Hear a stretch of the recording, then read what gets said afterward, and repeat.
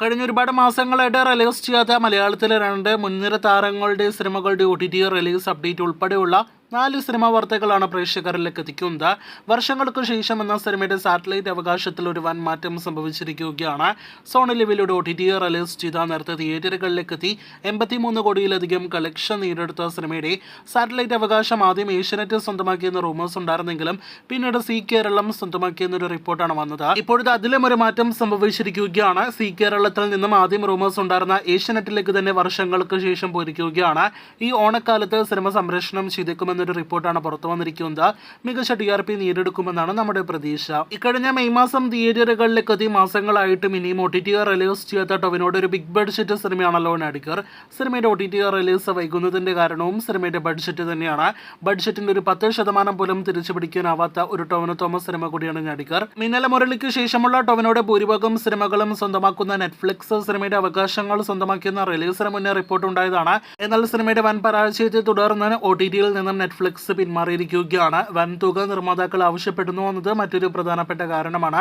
ദിലീപിന്റെ ബാന്ദ്ര, തങ്കമണി എന്നീ സിനിമകളുടെ അവസ്ഥ ഈ ചിത്രത്തിന് വരില്ല എന്നാണ് നിലവിൽ നാം പ്രതീക്ഷിക്കുന്നത്. ARM എന്ന സിനിമയോടൊപ്പം കോംബോ ഡീലിന് സിനിമയുടെ OTT അവകാശങ്ങൾ വിറ്റഴിക്കപ്പെടാനുള്ള സാധ്യതകൾ തള്ളിക്കളയാനായിട്ട് കഴിയില്ല. അവസാനത്തെ 2 അപ്ഡേറ്റുകളും ദിലീപ് സിനിമകളുടേതാണ്. അതിലൊന്ന് വെട്ടം എന്ന സിനിമയുടെ റിലീസ് അപ്ഡേറ്റ് ആണ്. മലയാളത്തിൽ എക്കാലത്തെയും കോമഡി ഫാമിലി എന്റർടൈനർ സിനിമയാണല്ലോ. പ്രിയദർശൻ സംവിധാനം ചെയ്ത് 2000-ന് ശേഷം മലയാള സിനിമ ഇൻഡസ്ട്രി കണ്ടതിൽ ഏറ്റവും മികച്ച കാസ്റ്റ് കണ്ട സിനിമ കൂടിയായ വെട്ടം.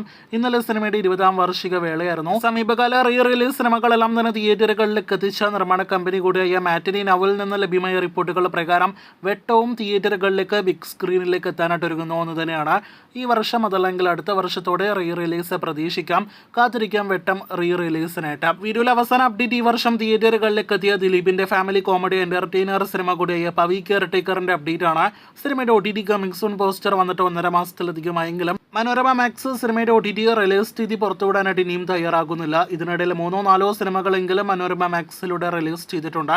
ഒരു ഘട്ടത്തിൽ ഓണത്തിന് മുന്നോടിയായിട്ട് പവി OTT റിലീസ് ചെയ്യുമെന്ന് നാം പ്രതീക്ഷിച്ചിരുന്നു. എന്നാൽ ഇപ്പോഴത്തെ കഴിഞ്ഞ ദിവസം വന്ന റിപ്പോർട്ടുകൾ പ്രകാരം മഴവിൽ മനോരമയിലെ സിനിമ ടെലിവിഷൻ പ്രീമിയർ ചെയ്തതിന് ശേഷമേ പവിയുടെ OTT റിലീസ് മനോരമ മാക്സിലൂടെ ഉണ്ടാകുകയുള്ളൂ. അങ്ങനെയെങ്കിൽ സെപ്റ്റംബർ പകുതിയോടെ മാത്രമേ ഈ ദിലീപ് ചിത്രം പവിയുടെ OTT റിലീസ് ഉണ്ടാകുകയുള്ളൂ എന്നാണ് നാം മനസ്സിലാക്കുന്നത്. അപ്പോൾ പവിക്കായിട്ട് ഇനിയും ആഴ്ചകൾ കാത്തിരിക്കണം. കാത്തിരിക്കൂ കൂടുതൽ അപ്ഡേറ്റുകൾക്ക്.